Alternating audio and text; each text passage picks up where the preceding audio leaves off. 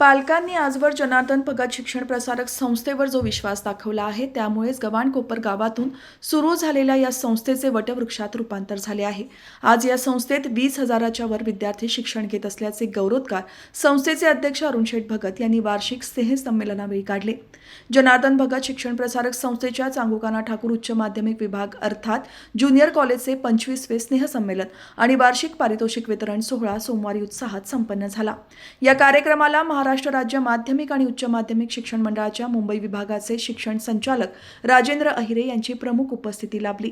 यावेळी उपस्थित मान्यवरांच्या हस्ते उच्च माध्यमिक विद्यालयाच्या वार्षिक अहवालाचे प्रकाशन करण्यात आले। तसेच शैक्षणिक वर्ष 2024-2025 मध्ये शैक्षणिक मॅकॅथॉन, ऑलिम्पियाड, वक्तृत्व, निबंध, NSS तसेच विविध क्रीडा प्रकारात शालेय, विभागीय, तालुका, जिल्हा, राज्य या विविध स्तरावर उल्लेखनीय कामगिरी केलेल्या विद्यार्थ्यांचा, शिक्षकांचा मान्यवरांच्या हस्ते पारितोषिके देऊन गौरव करण्यात आला। तसेच शासनाच्या माझी शाळा सुंदर शाळा या उपक्रमात विद्यालयाला रायगड जिल्ह्यातून दुसऱ्या क्रमांकाचे बक्षीस मिळाले। त्याबद्दल मान्यवरांच्या हस्ते प्राचार्य प्रशांत मोरे यांचा विशेष सन्मान करण्यात आला। मी पालकांचे मनापासून आभार याच्यासाठी मानेन की या पालकांनी जर आमच्यावर सर विश्वास टाकला नसता तर मला वाटतं एवढी मोठी ही शाळा 1992ला जेव्हा संस्थेची स्थापना झाली सर त्यावेळेला आम्ही उर्वानोडमध्ये शाळा सुरू केली। इंग्रजी माध्यमाची पहिली शाळा तिथे या संस्थेची चालू झाली आणि मग काही लोक बोलायला लागले आता या खेडेगाव आणि या खेडेगावमध्ये इंग्रजी माध्यमाला विद्यार्थी कुठून मिळतील।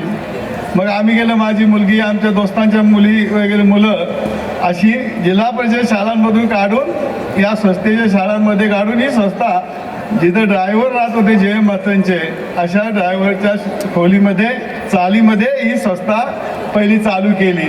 आणि आज बघता बघता आपण जर बघितलं तर 20,000 विद्यार्थी आज या आमच्या संस्थेमध्ये शिक्षण घेत आहेत। आणि म्हणून मला विद्यार्थ्यांपेक्षा पालकाचा मनापासून आभार मानायचा आहे की तुम्ही खऱ्या अर्थानं विश्वास या संस्थेवर रामशेठ ठाकूर साहेबांवर आमच्या सर्व मॅनेजमेंटवर टाकलात। त्याबद्दल तुमचं मी मनापासून आभार मानतो, सर्वांना मनापासून धन्यवाद देतो।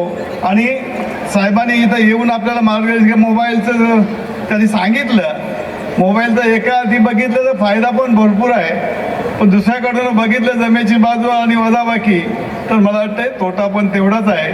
आणि म्हणून मोबाईल सर्वांनी जपून वापरा, मोबाईल मुलाकडे देऊच नका ही सांगण्याची वेळ आता आपल्याकडं राहिली नाही का ते आपोआपच मुलांनी ते घेतलेलं आहे।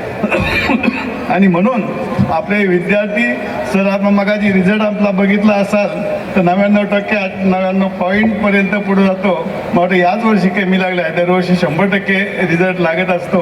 आणि म्हणून मी सर्व शिक्षकांचं, सर्व मुख्याध्यापकांचं, सर्व पालकांचं आणि विद्यार्थ्यांचं मनापासून अभिनंदन करतो। यावेळी कार्यक्रमाचे प्रमुख पाहुणे राजेंद्र अहिरे यांनी विद्यार्थ्यांनो जीवनात यश मिळवायचं असेल तर तुम्हाला मेहनत करावी लागेल, तसेच अडचणींचा सामना करून तुम्ही संघर्षावर मात केली तरच यशस्वी व्हाल आणि संघर्ष करत असताना मदत करणारे आपले देवदूत असतात।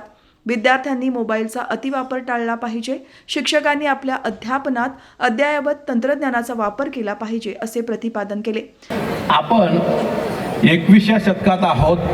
भारताने विज्ञान आणि तंत्रज्ञानमध्ये खूप प्रगती केलेली आहे आणि या विज्ञान आणि तंत्रज्ञानामध्ये भारत खूप पुढे गेला। त्यातल्या त्यात आपण मोबाईलची खूप मोठी क्रांती केलेली आहे। आज घराघरामध्ये जेवढे मेंबर्स असतील तेवढ्या सर्व मेंबर्सकडे तुम्हाला स्मार्टफोन दिसतील। मित्रांनो, सांगायचं एवढंच आहे कारण आजच्या ह्या स्मार्टफोनमुळे काय झालेलं आहे की प्रत्येक विद्यार्थी किंवा पालक प्रत्येकजण स्वतः त्या मोबाईलमध्ये व्यस्त असतो।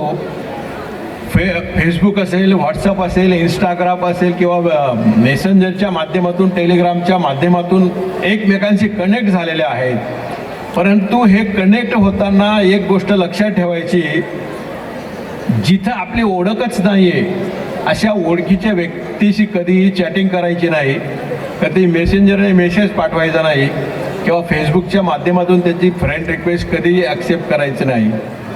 कारण असं म्हणतात की विज्ञानाने जरी प्रगती केलेली असली तर एका नाण्याला 2 बाजू असतात।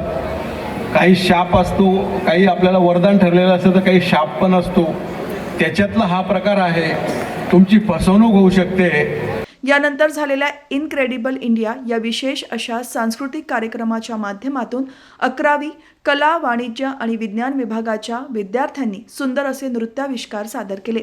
आपल्या प्रत्येक नृत्याविष्कारातून विद्यार्थ्यांनी विविध राज्यांची संस्कृती, परंपरा सादर करून सर्व उपस्थितांची मने जिंकली. या कार्यक्रमावेळी जनार्दन भगत शिक्षण प्रसारक संस्थेचे अध्यक्ष अरुण शेठ भगत, पनवेल महापालिकेचे माजी उपमहापौर सीताताई पाटील, माजी नगरसेवक समीर ठाकूर, जनार्दन भगत शिक्षण प्रसारक संस्थेचे सचिव डॉक्टर S.T. गडदे, मुख्याध्यापक कैलास सत्रे, उच्च माध्यमिक विभागाचे प्राचार्य प्रशांत मोरे, मुख्याध्यापक संतोष चव्हाण, मुख्याध्यापक सुभाष मानकर, मुख्याध्यापिका निलिमा शिंदे, पर्यवेक्षक अजित सोनावणे, पर्यवेक्षिका स्वाती पाटील, वैशाली पारधी यांच्यासह विद्यार्थी, पालक आणि शिक्षक उपस्थित होते.